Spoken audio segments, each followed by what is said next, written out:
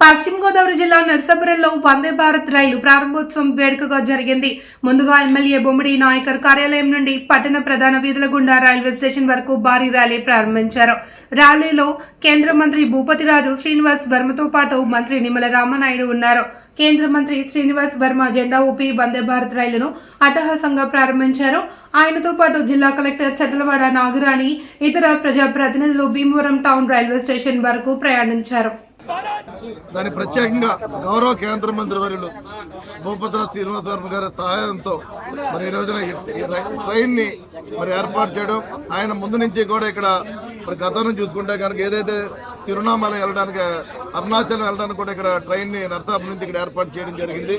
మరి ఈ రోజున వందే భారత్ కూడా మరి ప్రతి ఒక్కరికి ఏదైతే నర్సాపురం కానీ, భీమవరం కానీ, గుడివాడ, విజయవాడ ఇక్కడ ఉన్నటువంటి చెన్నై వెళ్లే ప్రయాణికులందరికీ కూడా మంచి సౌకర్యంతో మరి ట్రైన్ ఇక్కడ ఏర్పాటు చేసి ఈ ట్రైన్ ఇక్కడి నుంచి వెళ్లే విధంగా చేసినందుకు ప్రత్యేకంగా రోజు చాలా ఒక శుభదినము. అసలు వందే భారత్ ట్రైన్ అనేది పశ్చిమ గోదావరి జిల్లాకు వస్తుందా అనుకుంటున్న ఈ సందర్భంలో నర్సాపురం నుంచి చెన్నైకి ఈ train Vande Bharat train start అవడం, భీమవరం మీదకి వెళ్ళడం చాలా సంతోషంగా ఉంది. జిల్లా ప్రజలందరికీ కూడా శుభాకాంక్షలు. ఈ యొక్క చర్యతో ఈ ట్రైన్ మన జిల్లాకు రావడంతో విద్యాపరంగా, వ్యాపార పరంగా, సాంఘికంగా అన్ని రకాలుగా మన జిల్లాకి మంచి రోజు వచ్చాయని చెప్పేసి అనుకుంటున్నాను.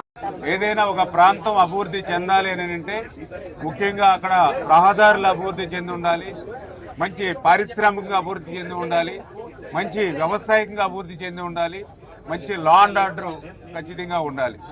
ఈ అంశాలు ఎక్కడైతే ఉంటాయో అక్కడ అభివృద్ధి అనేది ఉంటుంది.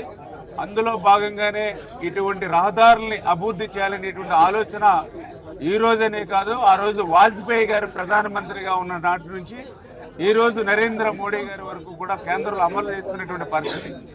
ఎందుకంటే గతంలో కూడా చూసాం మనం ఈ యొక్క రహదారుల్లో, ముఖ్యంగా ఆ రోజు చంద్రబాబు నాయుడు గారు కూడా ఆంధ్రప్రదేశ్ రాష్ట్ర ముఖ్యమంత్రిగా ఉన్నటువంటి సమయంలో, ఆ రోజు వాజ్పేయి గారు కేంద్రంలో ప్రధానమంత్రిగా ఉన్నటువంటి సమయంలో పెద్ద ఎత్తున హైవేలు, ఈరోజు ఒక విశాఖపట్నం కానీ, ఒక హైదరాబాద్ కానీ రోజులు పట్టేటువంటి సమయం గంటల వ్యవధిలోనే వెళ్తున్నామని అంటే, ఈవేళ 4 లైన్స్, 6 లైన్స్, 8 లైన్స్ హైవేలు ఈరోజు అభివృద్ధి చెందాయి అని అంటే ఆ రోజు వాజ్పేయి గారు, అదేవిధంగా రాష్ట్రంలో చంద్రబాబు నాయుడు గారి కృషి. అదేవిధంగా ఈరోజు నరేంద్ర మోడీ గారు వచ్చిన తర్వాత ఆ రహదారులకి మరొక కోణం రైల్వే, మరొక కోణం పోర్టులు. ఈవేళ నరేంద్ర మోడీ గారు ప్రధానమంత్రిగా ఉండగా ఈరోజు ఆంధ్రప్రదేశ్ రాష్ట్రంలో కూడా పెద్ద